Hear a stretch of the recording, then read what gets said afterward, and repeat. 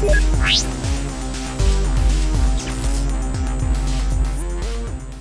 guys, this is Tyler from Pixabyte, and welcome to Indie Interview. In case you're not familiar, this is the show where we talk to the developers behind some of the most interesting upcoming indie games. Today, I'm here with Richard Flanagan from Phosphine Systems to talk about their upcoming game, Fract.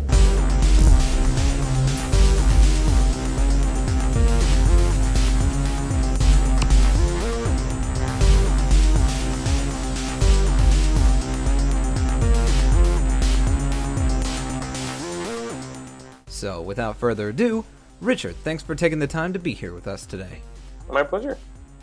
So, Fract is a very unique-looking game. How would you describe it to someone who has never heard of it before? I guess I'd describe it kind of the way we say it a lot, but it's a first-person adventure game, and it's set in a really weird, abstract, and kind of fractured world. And it's a bit like the old Myst games, so it's first-person kind of point-and-click. But the twist is that the whole world's inspired by electronic music. It's got a lot of musical aspects built in. Huh, that's very interesting. And is there any kind of storyline or narrative to the game? There is a narrative. There's definitely a world and sort of mythology that it's built on, but it's not kind of explicitly handed over to the player. If the player wants to discover and explore and kind of pick away at the underpinnings of this world, that's great, but I hope that people can kind of figure it out on their own. So what would you say is the player's kind of ultimate goal throughout the storyline of the game? Ultimately, they want to bring this world back to life. The world has been forgotten, and in order to do that, they've got to fix these machines, figure out how they work, explore, and put these pieces back together. And in doing so, the world comes back to life, but they also develop tools and kind of unlock machines that allow them to do more powerful things in the context of the world. Ah, that's cool. Now, while a player is progressing through Fract's storyline, they're going to come across a number of different puzzles. Can you give us an example of how one of those might work? Sure. I'll just try and do this without trying to give too much away.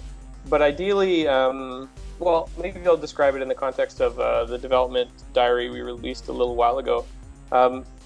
Basically, as the player progresses through that puzzle, they are moving these cubes of energy into specific points. And in doing so, they are tuning the sound that's coming out of each one of those cubes and shaping that sound a little bit by moving it across this grid.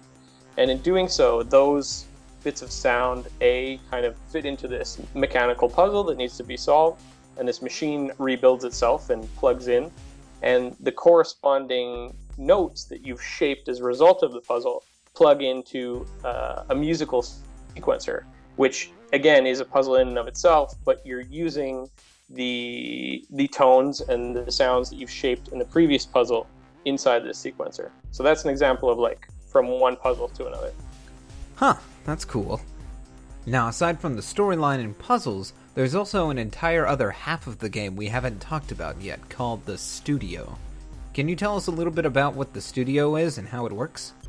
Well, the studio is actually going through some evolutionary steps, and we got a lot of really good feedback from the development diary. Some people were really excited, some people voiced concerns. So we're kind of bringing a lot of this feedback together to try and make it as best we can. But at the end of the day, the goal still kind of remains the same, in that as you progress through the world and you start to learn these mechanics of either shaping sounds or building sequences or writing smaller phrases of music, you start to kind of develop a vocabulary or a very simplified skill set for making music with these tools inside the game.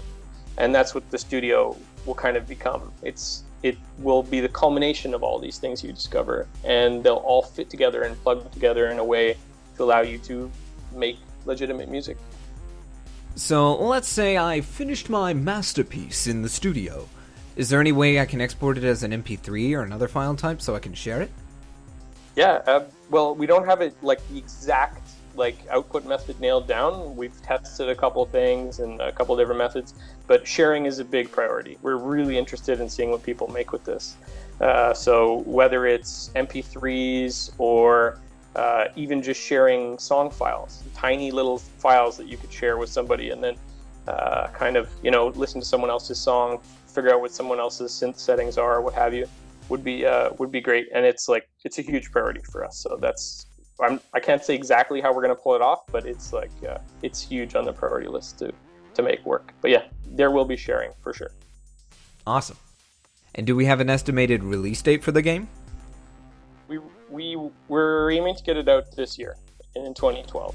So we're working really hard to try and get a lot of foundational things running well. But we've definitely got our work cut out for us. But I think if we keep the momentum we have, we stand a chance of getting it done for 2012.